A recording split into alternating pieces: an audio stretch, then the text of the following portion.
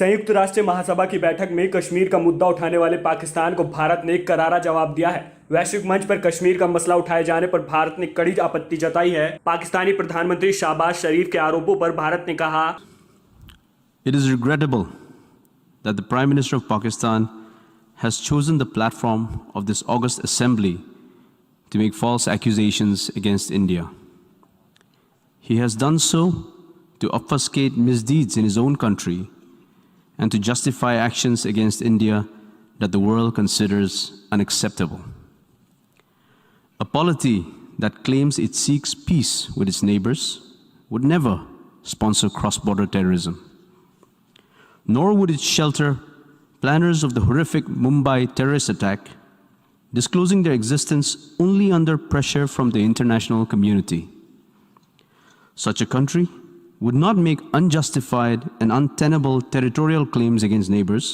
It would not covet their lands and seek to illegally integrate them with its own. कि शांति जरूर स्थापित हो सकती है, लेकिन उससे पहले सीमा पार से होने वाले आतंकी गतिविधियों को रोकना होगा। भारत ने कहा कि पाकिस्तानी प्रधानमंत्री ने अपने देश में होने वाली आतंकी गतिविधियों और कुकर्मों को छिपाने के लिए इस तरह की बयानबाजी की है। दरअसल संयुक्त राष्ट्र में भारतीय मिशन के फर्स्ट सेक्रेटरी मिजितो विनीतो ने शहबाज शरीफ के आरोपों पर जवाब दिया। उन्होंने कहा कि भारतीय महाद्वीप में शांति और सुरक्षा की भावना पैदा हो सकती है और इसे वास्तव में करके भी दिखाया जा सकता है।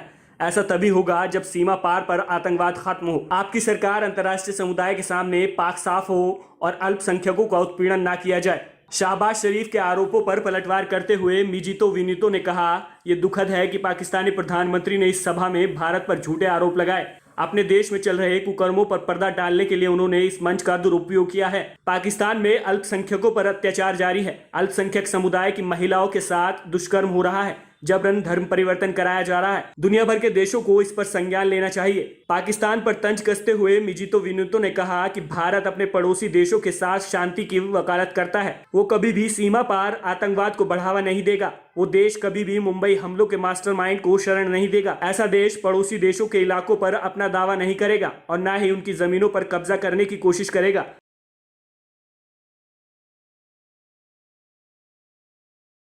आम आदमी पार्टी के नेता और दिल्ली के उप मुख्यमंत्री मनीष सिसोदिया ने कहा कि आम आदमी पार्टी उचित समय पर अपने मुख्यमंत्री पद के उम्मीदवार के नाम की घोषणा करेगी। मनीष सिसोदिया उत्तरी गुजरात में पार्टी के लिए प्रचार कर रहे हैं। शुक्रवार रात ऊंझा कस्बे में एक जनसभा को संबोधित करने के बाद सिसोदिया ने मीडिया कर्मियों से कहा कि पार्टी उचित समय पर सीएम पद के उम्मीदवार की घोषणा करेगी। जनता को संबोधित करते हुए सिसोदिया ने कहा कि हमें गुजरात के लोगों की सेवा करने के लिए नेता होने की जरूरत नहीं है। हम सरकारी स्कूलों के मानक और गुणवत्ता में सुधार करेंगे जो निजी स्कूलों के बराबर होगा। आम आदमी पार्टी दिल्ली में अपने काम के लिए जानी जाती है। सिसोदिया ने बीजेपी पर निशाना साधते हुए कहा कि आपकी नीति बिल्कुल स्पष्ट है कि जनता के धन का इस्तेमाल लोगों के उत्थान के लिए किया जाना चाहिए, न कि कुछ चुनिंदा दोस्तों के लिए। इस बीच आम आदमी पार्टी के सांसद राघव चड्ढा शनिवार सुबह राजकोट पहुंचे और पार्टी के लिए प्रचार किया। उन्हें गुजरात चुनाव का सह प्रभारी नियुक्त किया गया है। रविवार को दिल्ली के उप मुख्यमंत्री मनीष सिसोदिया और पंजाब के मुख्यमंत्री भगवंत मान राज्य का दौरा करेंगे और पार्टी के लिए प्रचार करेंगे। बिहार के मुख्यमंत्री नीतीश कुमार पर पीठ में छुरा घोंपने के आरोप को लेकर जनता दल यूनाइटेड ने केंद्रीय गृह मंत्री अमित शाह पर पलटवार किया। जेडीयू ने कहा कि ये बीजेपी थी जिसने नीतीश कुमार की पीठ में छुरा घोंपने की साजिश रची। जेडीयू के राष्ट्रीय अध्यक्ष ललन सिंह ने अमित शाह पर तीखा हमला करते हुए कहा कि पार्टी को अमित शाह से किसी प्रमाण पत्र की जरूरत नहीं है। अगले लोकसभा चुनाव में बीजेपी की हार सुनिश्चित कर 2024 में भाजपा मुक्त भारत के केंद्र में बिहार होगा। दरअसल अमित शाह ने बिहार में भ्रष्टाचार और कानून व्यवस्था की स्थिति को लेकर राज्य में सत्तारूढ़ जेडीयू रजत कांग्रेस गठबंधन पर निशाना साधा था। इस संबंध में ललन सिंह ने व्यंग्यात्मक लहजे में कहा कि गृह मंत्री ने भ्रष्टाचार को फिर से परिभाषित किया है, क्योंकि लोग बीजेपी में शामिल होने के बाद बेदाग हो जाते हैं, जबकि विपक्ष के लोग भ्रष्ट होते हैं और उन्हें सीबीआई और ईडी के जरिए निशाना बनाया जाता है। उन्होंने कहा कि नीतीश कुमार जांच एजेंसियों से नहीं डरते हैं। उन्होंने कहा कि केंद्र द्वारा इनका दुरुपयोग चिंता का विषय है। अमित शाह ने नीतीश कुमार को सत्ता का लालची बताए जाने के आरोप पर ललन सिंह ने कहा कि मुख्यमंत्री को उनसे किसी प्रमाण पत्र की जरूरत नहीं है, क्योंकि बिहार के लोग उन्हें 2005 से अपना प्रमाण पत्र दे रहे हैं, जब से वो राज्य में शासन कर रहे हैं। बता दें कि अमित शाह ने मुख्यमंत्री कुमार पर आरोप लगाया कि उन्हें प्रधानमंत्री बनने की अपनी महत्वाकांक्षाओं को पूरा करने के लिए बीजेपी से नाता तोड़ लिया था। इस आरोप पर ललन सिंह ने कहा कि ये बीजेपी थी जिसने जदयू को कमजोर करने की साजिश रची। उन्होंने कहा कि बीजेपी ने लोक जनशक्ति पार्टी के नेता चिराग पासवान के साथ मिलकर 2020 के बिहार विधानसभा चुनाव में जेडीयू को नुकसान पहुंचाया था और बाद में इसे कमजोर करने के लिए आरसीपी सिंह के साथ मिलकर काम किया। लोकसभा सदस्य ने कहा, नीतीश कुमार ने नहीं बल्कि बीजेपी ने नीतीश कुमार की पीठ में छुरा घोंपा है। न्यूयॉर्क में एक कार्यक्रम में बोलते हुए विदेश मंत्री एस जयशंकर ने 2016 की एक घटना को याद किया है जब प्रधानमंत्री नरेंद्र मोदी ने उन्हें व्यक्तिगत रूप से आधी रात को फोन किया था और पूछा था कि क्या वो जाग रहे हैं। जयशंकर ने पीएम मोदी के नेतृत्व की सराहना करते हुए कहा कि फोन उठाते ही उनका पहला सवाल था कि क्या जागे हो।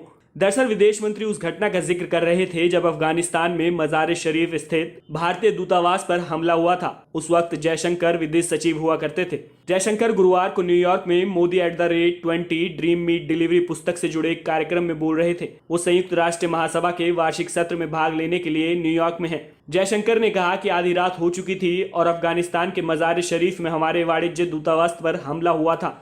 हम ये पता लगाने की कोशिश कर रहे थे कि क्या हो रहा है और इतने में मेरे फोन की घंटी बजी। मुझे थोड़ा आश्चर्य हुआ। जब प्रधानमंत्री फोन करते हैं तो आपको कॉलर आईडी नहीं मिलती। मैंने फोन उठाया तो प्रधानमंत्री थे। घटना को याद करते हुए उन्होंने आगे कहा कि प्रधानमंत्री मानकर चल रहे थे कि मैं उन्हें पहचान लूंगा, इसलिए उनका पहला सवाल था जागे हो। मैंने कहा हाँ सर, 12:30 बजे हैं और क्या कर रहा हूँगा। प्रधानमंत्री ने उनसे आगे पूछा कि क्या तुम टीवी देख रहे हो, वहां क्या हो रहा है। तो इसके जवाब में मैंने कहा कि हाँ सर, मदद थोड़ी देर में पहुंच रही है। विदेश मंत्री ने आगे कहा कि पीएम ने कहा कि जब मदद पहुंच जाए तो मुझे फोन कर देना। मैंने कहा सर, इसमें 2 से 3 घंटे और लगेंगे। जब हो जाएगा तो मैं आपको यहाँ सूचित कर दूंगा।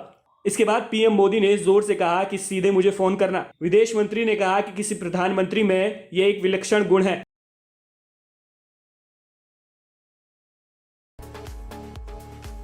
सोनू सूद इन दिनों बिहार की राजधानी पटना के कल्चर का मजा उठा रहे हैं और यहाँ के लोगों में भी सोनू सूद के आने से खुशियों की लहर दौड़ पड़ी है। दरअसल सोनू सूद ने अपने इंस्टा पर एक वीडियो शेयर किया है जिसमें वो बिहार की राजधानी पटना में वहाँ की फेमस डिश लिट्टी चोखा का मजा उठा रहे हैं।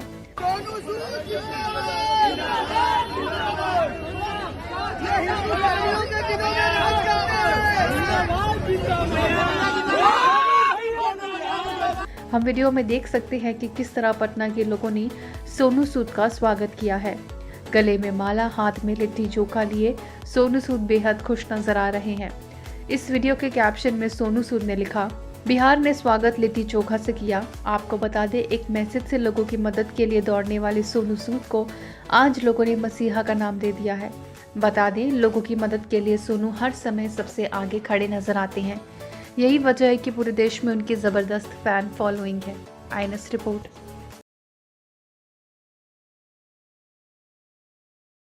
मध्य प्रदेश के बीजेपी नेता का एक वीडियो सामने आया है। दरअसल ये वीडियो रीवा से बीजेपी के सांसद जनार्दन मिश्रा का है, जो अपने हाथ से शौचालय साफ कर रहे हैं।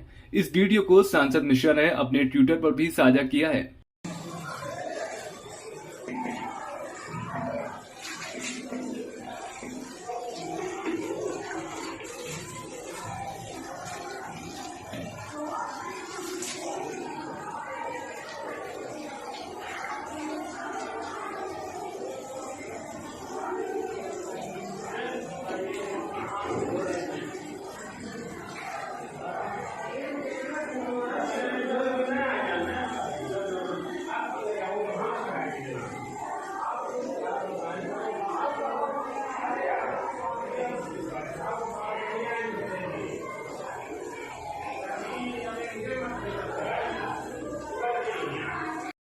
गौरतलब है कि पीएम नरेंद्र मोदी के जन्मदिन के मौके पर सेवा पखवाड़ा मनाया जा रहा है। इसके तहत रीवा के खटकरी के कन्या विद्यालय में वृक्षारोपण कार्यक्रम का आयोजन किया गया था। इस दौरान सांसद ने स्कूल का भ्रमण किया और जब उन्होंने शौचालय को काफी गंदा देखा तो वो सफाई करने से खुद को रोक नहीं पाए। Subscribe now and press the bell icon. Never miss an update.